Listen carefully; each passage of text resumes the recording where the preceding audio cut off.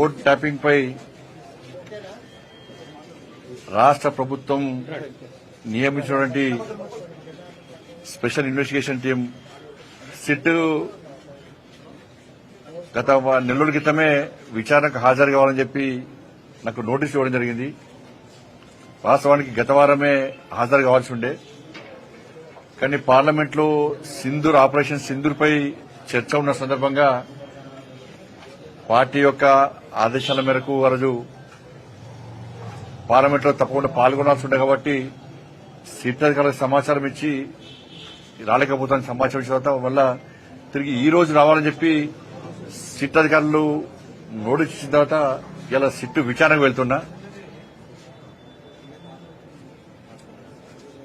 నా దగ్గర ఉన్నటువంటి సమాచారం, నా దగ్గర ఉన్నటువంటి రికార్డ్స్, కాన్ఫిడెన్షియల్ రిపోర్ట్ అంతా కూడా సిట్కి ఇవ్వబోతున్నాను. ఒక కేంద్ర మంత్రి కాకుండా ఒక బాధ్యతాయుతమైనటువంటి ఒక పౌరునిగా నా దగ్గర పూర్తి సమాచారాన్ని సిట్కు అందజేసే ప్రయత్నం చేస్తున్నా. ఎందుకంటే తెలంగాణ రాష్ట్రంలో అందరికంటే ఎక్కువ అత్యధికంగా నా ఫోన్ కాల్సే ట్యాప్ చేయబడ్డాయి. అసలు మొట్టమొదటి ఫోన్ ట్యాపింగ్ విషయంలో ఫోన్ ట్యాపింగ్ బయటపడింది కూడా నేనే.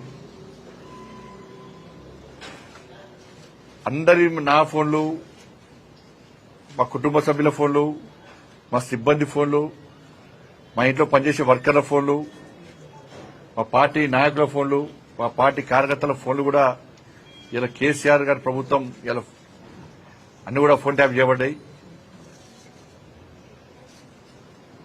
కాబట్టి ఈ విషయంలో ఇప్పటి కూడా ఈ కాంగ్రెస్ పార్టీ ప్రభుత్వం మీద నమ్మకం లేదు, సిట్ మీద నమ్మకం లేదు.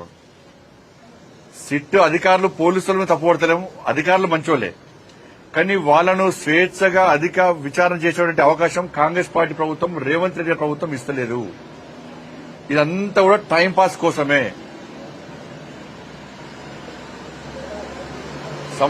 సంవత్సరాలు విచారణ పెట్టడం కాలయాపన చేస్తున్నది. కేసీఆర్ కుటుంబంలో ఒక్కరిని ఇంతవరకు అరెస్ట్ చేయాలి. కమిషన్లు వేసినారు, టైంపాస్ చేస్తున్నారు. కమిషన్ రిపోర్ట్లు వచ్చినా చర్యలు తీసుకునే పరిస్థితి లేదు. కాబట్టి బీఆర్ఎస్, కాంగ్రెస్ ఇద్దరి మధ్య దోస్తానా, వాళ్ళిద్దరు కలిసి ఈ డ్రామాలు ఆడుతున్నారు. కాబట్టి దీని మీద నమ్మకం లేదు. అందుకే సీబీఐ విచారణ జరపాలని చెప్పి మేము డిమాండ్ చేస్తున్నాం. మిగతా అన్ని విషయాలు కూడా ఆ విచారణ అనంతరం మీకు వచ్చే అన్ని విషయాలు బయట చెప్తారు. ఫోన్ ట్యాపింగ్ పై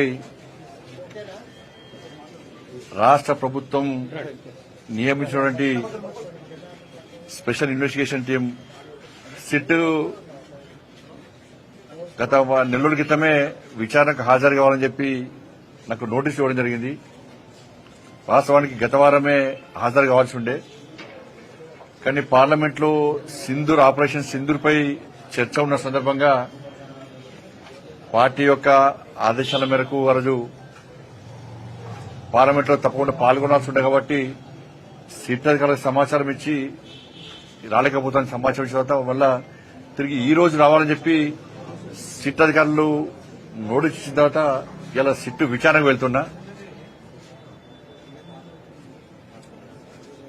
నా దగ్గర ఉన్నటువంటి సమాచారం, నా దగ్గర ఉన్నటువంటి రికార్డ్స్, కాన్ఫిడెన్షియల్ రిపోర్ట్ అంతా కూడా సిట్కి ఇవ్వబోతున్నాను. ఒక కేంద్ర మంత్రి కాకుండా ఒక బాధ్యతాయుతమైనటువంటి ఒక పౌరునిగా నా దగ్గర పూర్తి సమాచారాన్ని సిట్కు అందజేసే ప్రయత్నం చేస్తున్నా. ఎందుకంటే తెలంగాణ రాష్ట్రంలో అందరికంటే ఎక్కువ అత్యధికంగా నా ఫోన్ కాల్సే ట్యాప్ చేయబడ్డాయి. అసలు మొట్టమొదటి ఫోన్ ట్యాపింగ్ విషయంలో ఫోన్ ట్యాపింగ్ బయటపడింది కూడా నేనే. అందరి నా ఫోన్లు, మా కుటుంబ సభ్యుల ఫోన్లు, మా సిబ్బంది ఫోన్లు, మా ఇంట్లో పనిచేసే వర్కర్ల ఫోన్లు, మా పార్టీ నాయకుల ఫోన్లు, మా పార్టీ కార్యకర్తల ఫోన్లు కూడా ఇలా కేసీఆర్ గారి ప్రభుత్వం ఇలా అన్ని కూడా ఫోన్ ట్యాప్ చేయబడ్డాయి. కాబట్టి ఈ విషయంలో ఇప్పటి కూడా ఈ కాంగ్రెస్ పార్టీ ప్రభుత్వం మీద నమ్మకం లేదు, సిట్ మీద నమ్మకం లేదు. సిట్ అధికారులు పోలీసుల మీద తప్పుపడతలేము, అధికారులు మంచోళ్లే, కానీ వాళ్లను స్వేచ్ఛగా అధిక విచారణ చేసేటువంటి అవకాశం కాంగ్రెస్ పార్టీ ప్రభుత్వం, రేవంత్ రెడ్డి ప్రభుత్వం ఇస్తలేదు. ఇదంతా కూడా టైంపాస్ కోసమే.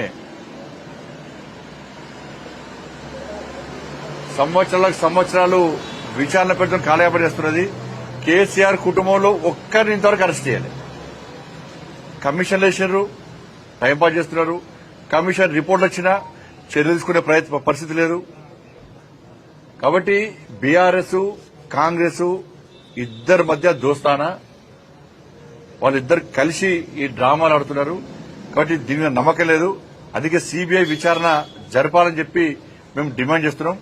మిగతా అన్ని విషయాలు కూడా ఆ విచారణ అనంతరం మీకు వచ్చే అన్ని విషయాలు బయట చెప్తారు.